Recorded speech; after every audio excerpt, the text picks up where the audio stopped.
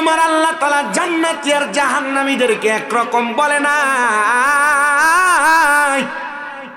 যারা জান্নাতি তাদেরকে বলেছেন সফল কাম। হ্যাঁ মানুষ শুনুন, জান্নাতীরা কেন সফল কাম? নামাজ পড়ো জান্নাতে যাওয়ার জন্য, রোজা রাখো জান্নাতে যাওয়ার জন্য, হজ করো জান্নাতে যাওয়ার জন্য, যাকাত দাও জান্নাতে যাওয়ার জন্য, দান সদকা করো জান্নাতে যাওয়ার জন্য, আজকের মাহফিলে বসছো জান্নাতে যাওয়ার জন্য। আমরা সুন্নিরা নবী নবী করি জান্নাতে যাওয়ার জন্য। কথা কন্যা ঠিক কিনা? আমরা মাথায় টুপি লাগাই জান্নাতে যাওয়ার জন্য, রোজা রাখি জান্নাতে যাওয়ার জন্য। কিন্তু জান্নাতে যাওয়ার জন্য যে এত কর্ম করি, জান্নাতটা কেমন যদি দুনিয়াতে একবার না জানি, তাহলে জান্নাতের স্বাদটা তো আমার একটু লাগবে না। এ মুসলমান শোনো, জান্নাত কত সুন্দর, জান্নাত কত মজাদার, জান্নাত কত আরামদায়ক। আমার আল্লাহ জানে দেয় বান্দা গো, জান্নাত এত সুন্দর, তাজরি মিন তাহতিহাল আনহার। এত সুন্দর জান্নাত, সুন্দর জান্নাত, ওই জান্নাতের নিচে দিয়া আমি আল্লাহ একটা নহর প্রবাহিত করে দেই। জোরে বলেন সুবহানাল্লাহ। প্রিয় মুসলমানেরা, আল্লাহর নবীর 3টা হাদিসে মোবারকার আলোকে আমি আপনাদেরকে জান্নাতের বর্ণনা দিই। নবী আমার জানাই উম্মত, জান্নাত এত সুন্দর, শুনে রাখো। আমার আল্লাহ জান্নাত কি দিয়া বানাইছে? আমার আল্লাহ তাআলা একটা স্বর্ণের ইট দিয়া, একটা রূপার ইট দিয়া, একটা স্বর্ণের ইট দিয়া, একটা রূপার ইট দিয়া, একটা স্বর্ণের ইট দিয়া, একটা রূপার ইট দিয়া জান্নাতটারে সুন্দর করে রাখছেন। রাইখা আমার আল্লাহ তাআলা লাল ইয়াকুত জামারুত পাথর দিয়া জান্নাতটারে জোড়া লাগাইছেন। সুন্দর করে জোড়া লাগাইয়া আমার আল্লাহ তাআলা জান্নাতটারে তৈরি করেছেন। ও নবী গো, ও মায়ার নবী, দয়ার নবী, রাহমাতুল লিল আলামিন নবীজি, তো জান্নাত তো আমার আল্লাহ এত সুন্দর করে বানাইলো, তো জান্নাতের মেহমানদারিটা কেমন হবে? নবী আমার জানাইয়া দেয় জান্নাতের মেহমানদারি বড় সুন্দর। নবী গো কেমন সুন্দর? বলে যখন কোন জান্নাতীরা জান্নাতের দরজার মধ্যে পা রাখবে, আল্লাহর অসংখ্য রহমতের ফেরেশতারা আহলান ওয়া সাহালান মারহাবান মারহাবান বইলা বান্দাটারে জান্নাতের দিকে স্বাগতম জানাইবো। দুনিয়ার মেম্বার আসলে, দুনিয়ার চেয়ারম্যান আসলে, দুনিয়ার এমপি আসলে, দুনিয়ার মন্ত্রী প্রধানমন্ত্রী আসলে, দুনিয়ার যদি জেলা প্রধান প্রশাসক আসে, মানুষ দুই সাইড দিয়া দাঁড়ায়া মাঝখানে লাল গালিচা দিয়া ফুলের স্বাগতম দিয়া স্বাগতম স্বাগতম বইলা অমুক ভাইয়ের আগমন কইলা বইলা তারা স্বাগতম জানায়। আর জান্নাতীরা জান্নাতের মধ্যে যখন প্রবেশ করবে গো, জান্নাতের জন্য প্রবেশ করার সময় রহমতের অসংখ্য ফেরেশতারা জান্নাতের দিকে বান্দাটারে স্বাগতম জানাইব। ও মুসলমান ইমানদার, শুধু স্বাগতম জানাবে না, জান্নাতের ভিতরে যখন কোন মুমিন মুসলমান প্রবেশ করবে, আমার আল্লাহ তাআলা মুমিন মুসলমান জান্নাতে প্রবেশ করার কারণে সর্বপ্রথম মাছের কলিজা দিয়া জান্নাতীর মেহমানদারি করাইব। এ মুসলমানেরা, একটাবার চিন্তা করে দেখো কত সুন্দর মেহমানদারি জান্নাতের মধ্যে আসে। কি এ রাসূল তোমায় ভালোবাসি অন্তরে শুধু মুখে না, জান্নাতের আশায় নয় হে রাসূল, জাহান্নাম কেউ আহে রাসূল তোমায় ভালোবাসি অন্তরে শুধু মুখে না, জান্নাতের আশায় নয় হে রাসূল, জাহান্নাম কেউ ডরি না। তোমায় পাওয়ার আশায় মন ছুটে যায় মদিনা, হায় তোমায় পাওয়ার আশায় মন ছুটে যায় মদিনা, হায় এ আশিক রে দিদার দাও না, আর দূরে থাকিও না, এ আশিকির দিদার দাও না, আর দূরে থাকিও না। হে রাসূল তোমায় ভালোবাসি অন্তরে শুধু মুখে না,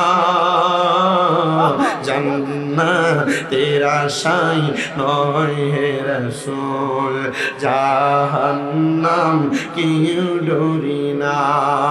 তোমার ওই নাম শুনিয়া এই চোখে দেখলাম না। বলেন না নবী দেখতে চাই কি? কারা কারা চাই দুইটা হাত তুলে দেখা। নারে তাকবীর, এই আওয়াজ দিয়ে নবী দেখবেন মোহাব্বতে। নারে তাকবীর, নারে রিসালাত, নারে রিসালাত, নারে রিসালাত। জবান খুলে পড়েন মারহাবা। তোমার ওই নাম শুনিলাম এই চোখে দেখলাম না, এই সুর যদি শুনে থাকো একবার দেখা দাও না। হে রাসূল তোমায় ভালোবাসি অন্তরে শুধু মুখে না, জান্নাতের আশায় নয় হে রাসূল, জাহান্নাম কেউ ডরি না। কত আশিক যাই মদিনায় কবর যায় আতহায়, কত আশিক যাই মদিনায় কবর যায় আতহায়। এ গরিবের আর জি শুনো মোরে খাবে দেখা দাও না, হে গরিবের আর জি শুনো মোরে স্বপ্নে দেখা দাও না। হে রাসূল তোমায় ভালোবাসি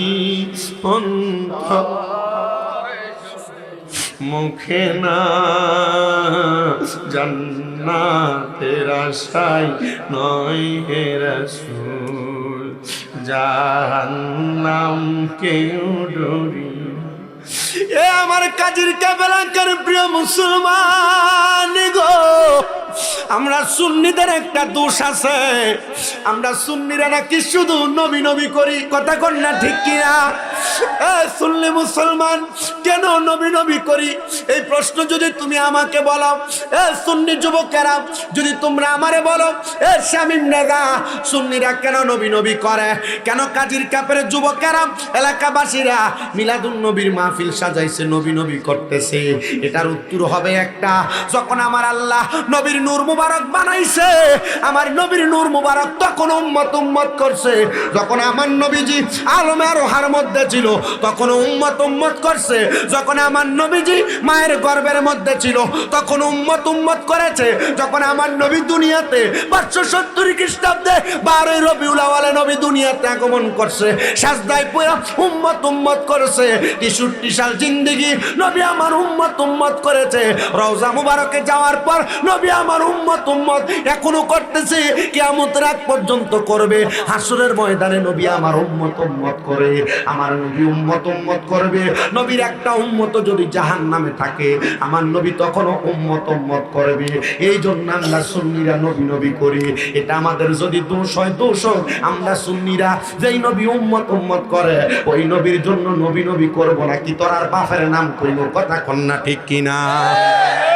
ওরে নবীর প্রাণে, আরে নবীর শান নিয়ে যদি আমরা নবীর শান মানাজমতের গুণগান গাই, আমাদেরকে ভণ্ড আর বেদাতি কত রকমের কত কথা বলে, তাদের কথায় কান্না দিয়া নবীকে পাওয়ার জন্য ইবাদত কইরা দাও, নবী নবী কইরা দাও।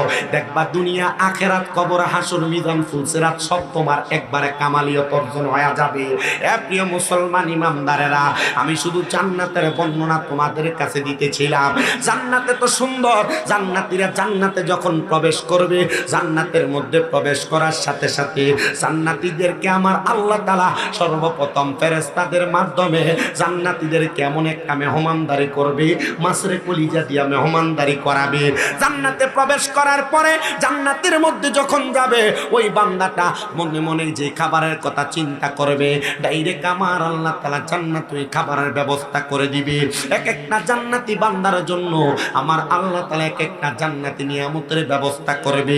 জান্নাতে কিসের অভাব? কোনো কিছুর অভাব নাই। জান্নাতের মধ্যে যখন তুমি যাইবা, আল্লাহ তাআলা জান্নাতে হুরগিলমানের খেদমত রাইখা দিছে। এত সুন্দর হুরগিলমানের খেদমত আমার আল্লাহ জান্নাতে করাইবো।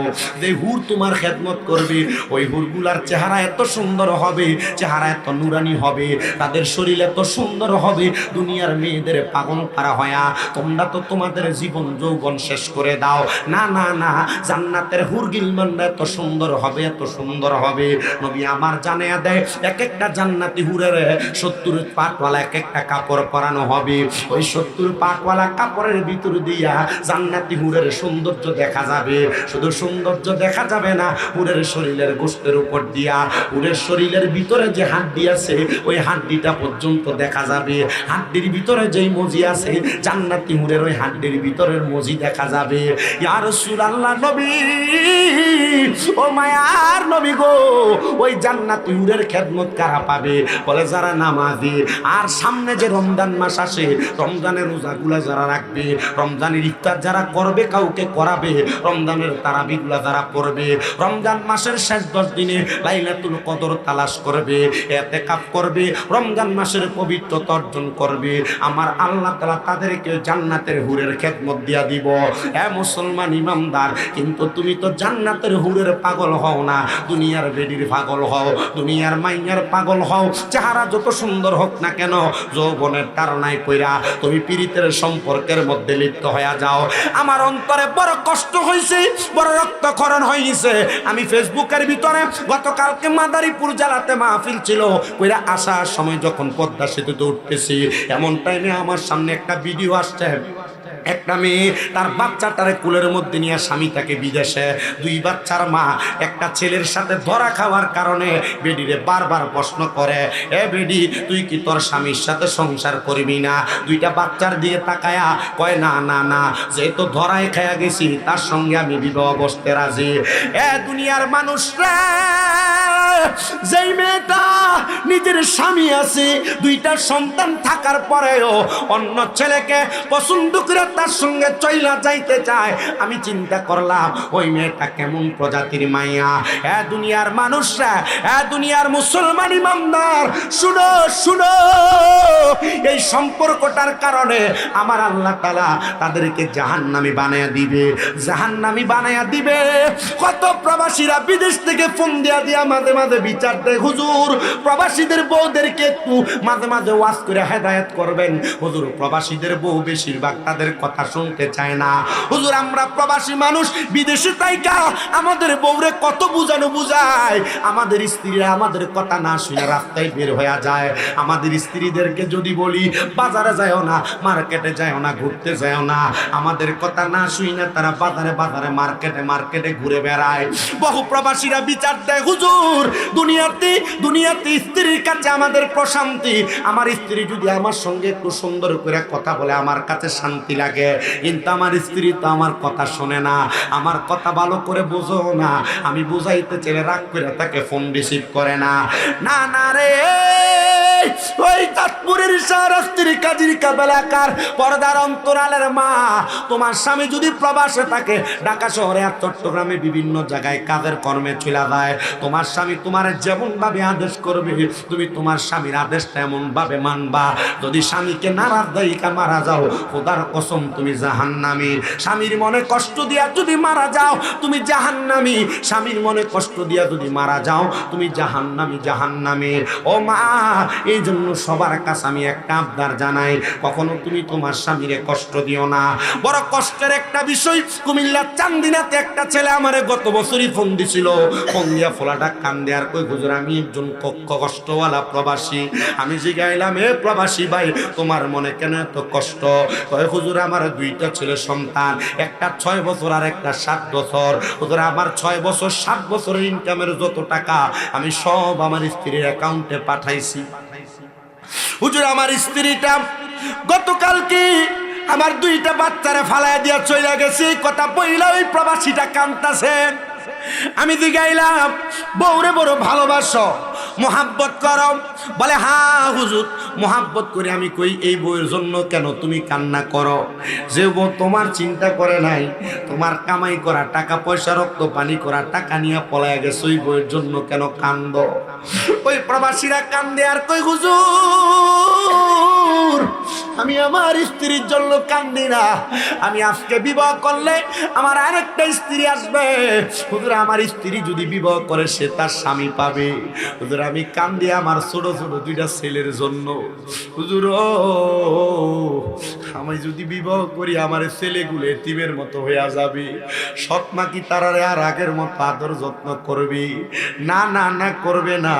আমি কইছি ভাই কান্দেন না, কান্দেন না, একটু চিন্তা করেন আর আল্লাহর কাছে দোয়া করেন, আল্লাহ নিয়ে আপনার স্ত্রীটারে ফিরে দেয়।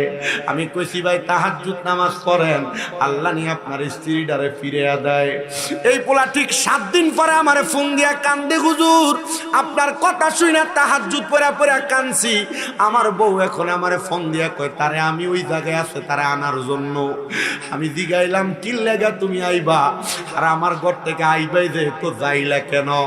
এ আমারে শুধু বলছে, স্বামী গো আমার জীবনের সবচাইতে বড় ভুলের একটা আমি কইরা ফালাইছি।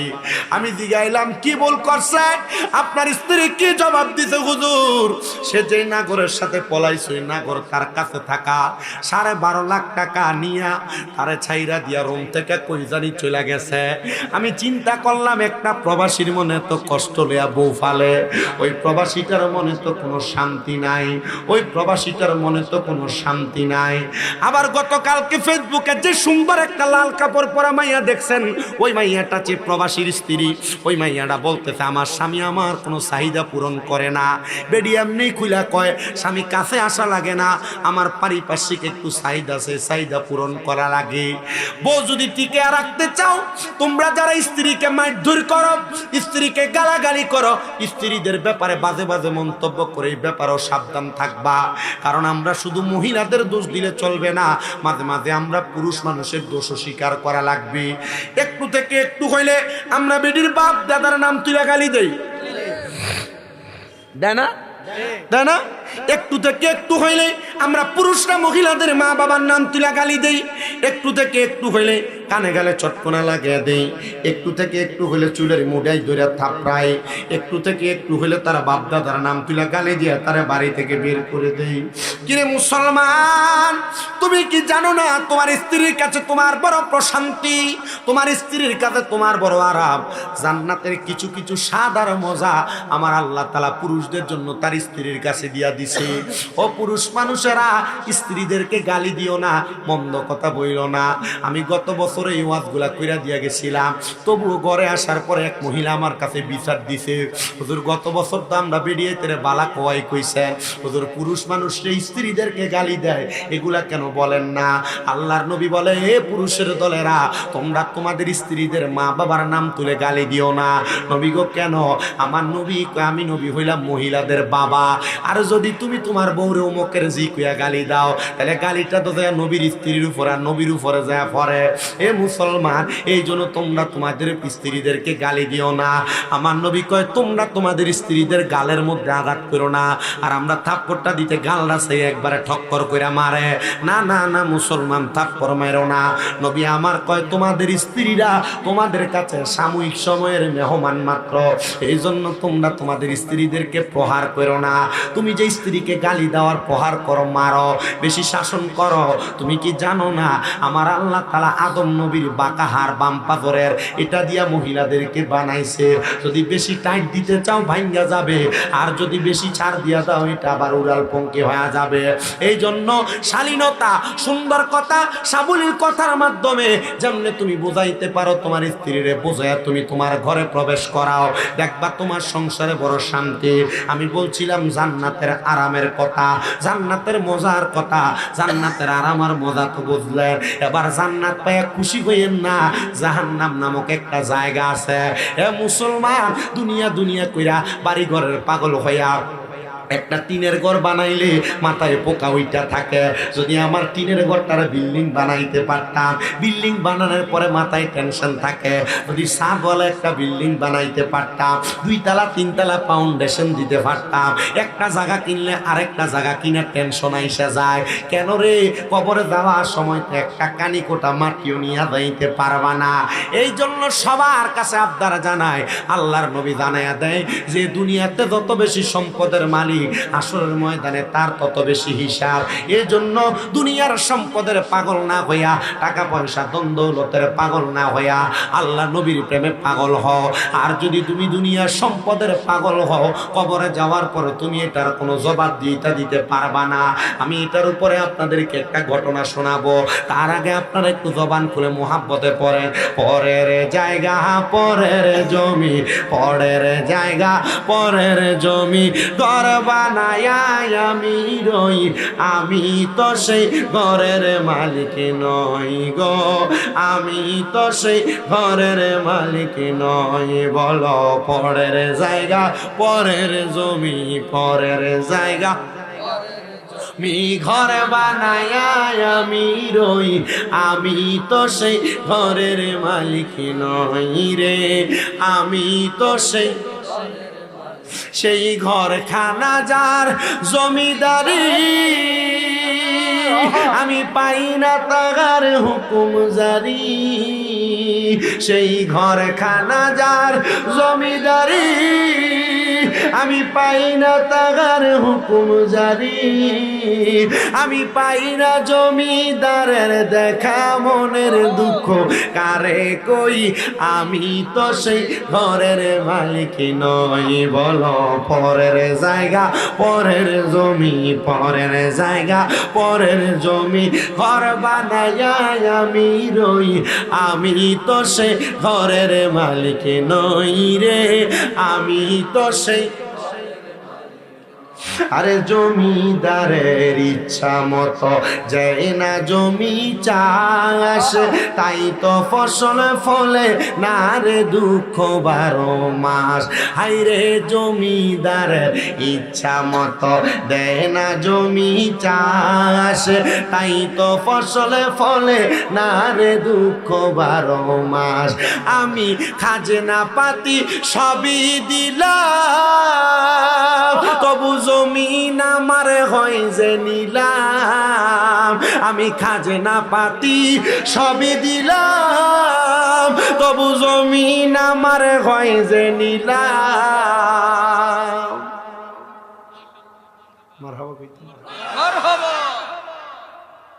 দুনিয়াতে টাকা পয়সা ধন সম্পদ গড় জায়গা জমি একটা বানাইছে সারাস্তি করে হাজিগঞ্জ, আর একটা বানাইছে, একটা বানাইছে হাজিগঞ্জ করে ৭০ শহর, একটা বানাইছে, একটা বানাইছে ৭০ করে ঢাকা শহর, এক কইলে আরো বানাইছে।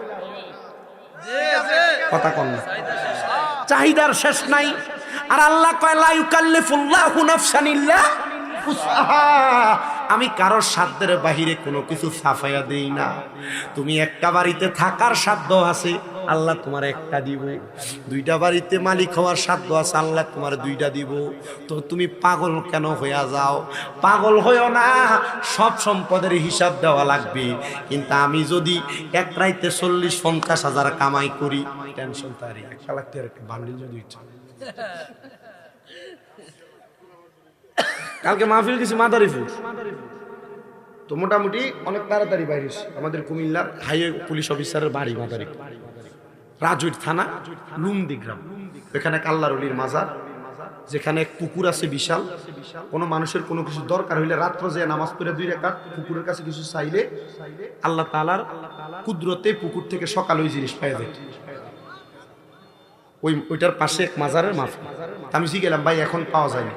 তো তারা বলল যে না ভাই, এক সময়ে সব যখন পাইতো, এক লোকে মাল পাওয়ার পর সব ফেরত দিছে, একটা জিনিস ফেরত দেয় না দেওয়ার পর থেকে এখন আর কিছু চাইলে পাওয়া যায়। ওই জায়গায় মাহফিলে গেছে, হাদিয়া মোটামুটি 50। তো এরা যে অ্যাডভান্স 10,000 দিছে, ওয়াজের পর আইনা আরো 50 দিছে। যদি পুলিশ অফিসার উনি কইছে যে হুজুর আপনি এটা রাইখা দেন, আপনি দোয়া করেন আর আগামী বছরের ডেটটা আপনি দিয়ে না তাহির হুজুরের ব্যবস্থা করে দিন। আমি কইছি আমি তো পারবো না, আপনি ডাইরেক্ট হুজুরের সাথে যোগাযোগ করলে হুজুরের দাওয়াতটা রাখবেন। আমি চিন্তা করি টাকা পকেটে ঠিক, আলহামদুলিল্লাহ এটা আপনাদের খাস দোয়ার বরকত। এই টাকা যে পাইছি এটা পাওয়াতে আমার উপকার হয়েছে। উপকার কি? আলহামদুলিল্লাহ আমি এই আমার এলাকার মানুষ যারা, ওনাদের জন্য রমজানের উপহার হিসাবে এখন আমার বাপের কাছে কিনা দিয়েছে 300 কেজি বুট, 300 কেজি ডাল, 300 কেজি খেজুর, 300 কেজি মুড়ি। টাকা যে একসাথে পাইছি, উপকার হয়েছে।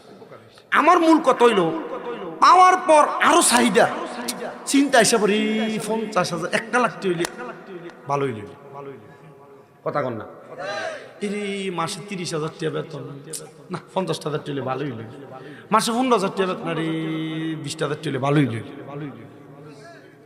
কিন্তু যেখানে যেটা, এটার উপরে শুকরিয়া নাই। কথা কয় না, শুকরিয়া আদায় করলে তো নিয়ামত বৃদ্ধি হয়ে যাবে। আর এটার নিয়ামত যে বৃদ্ধি হয় একটা প্রমাণ শুনবেন, শর্টকাট বলি। আমার আম্মা আজকে 9 মাসের উপর 10 মাস চলে অসুস্থ। এটার যে একটা বড় নিয়ামত। 10 মাসের অসুস্থতায় আমার প্রায় 8 লাখ, 8.5, হয়তো বা 9 লাখ আমার খরচ। আমি ডাক্তারের এই কথা বলছি, ডাক্তার সাহেব আমার মা হাঁটতে পারবে, 10-15 লাখ টাকা নিয়ে যান, আপনি আমার মারে হাঁটার ব্যবস্থা করে দেন। আমার মাথায় হাত বুলে গেছে, শামীম সাহেব টাকা দিয়ে যদি সব হইতো আপনার মা অপারেশনের পরের দিন হয়।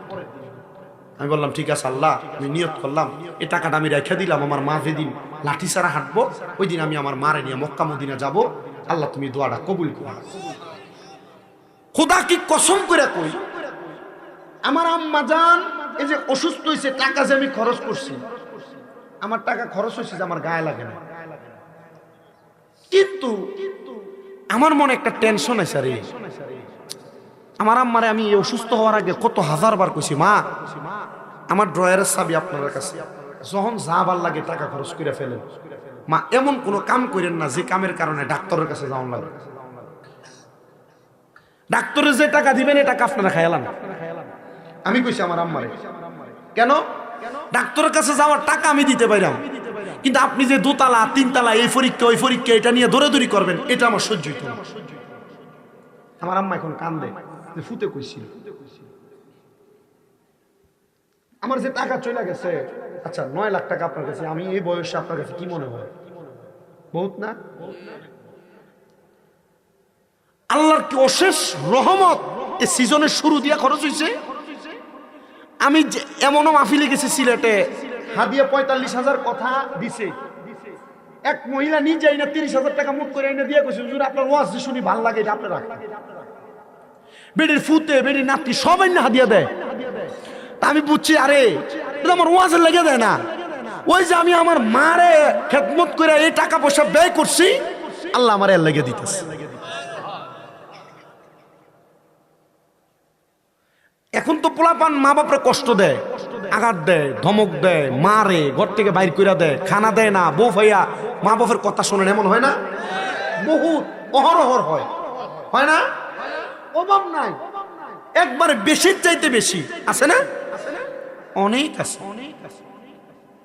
মা বাপের যে জুদা করে দেয়, মা বাপ যে আলাদা করে থাকে এতে চাইয়া দেহ না। আর আমি রাত্রে বাড়িতে যে আমি আগে আমার মার ঘরে ঢুকি, অপারেশনের পরে প্রথম 2 মাস 11 দিন আমি আমার নিজের যে খাট, এই খাটের ভিতরে পিঠা লাগাই নাই। আমার মা খাটে ঘুমাইছে, আমার মার রুমে, আমি নিচে পাশে শুয়েছি। আগে দেখছি মা ঘুমাইছি, ঘুমাইলে নিজে চোখ কাটছি। এমন হয়েছে যে 1 ঘন্টার ভিতরে 6-7 বার ঘুম ভেঙে গেছে, উইটা দেখছি, ডাক্তার দিছে। আমার ইজ্জত কমতো না, আমার সম্মান কমতো না। এই 2 মাসের ভিতরে আমার আম্মা বিছানা যে প্রস্রাব পায়খানা করছে, হাতড়ি দিয়ে পরিষ্কার করছে। এমনও হয়েছে যে একবার পরিষ্কার করছে, আবার করছে। বমি আসছে, বমি ছাড়ি নাই, মার সামনে করে দিলে মনে করবো যে কষ্ট পাইছে, মুখে ধরে রাখছে।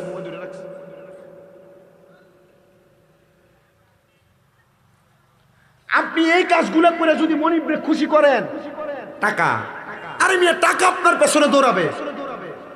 সম্পদ, আরে মিয়া সম্পদ আপনার পেছনে দৌড়াবে। আর আপনি বেডিটা ভাইয়া, মা কই, বাপ কই, সব শেষ।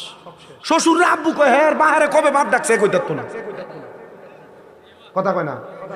শাশুড়ি আমার আম্মু কই ডাক মারে, হ্যাঁ মারে কবে মা কয়ে সুন্দর করে ডাক দিছে, কই দেখতো না।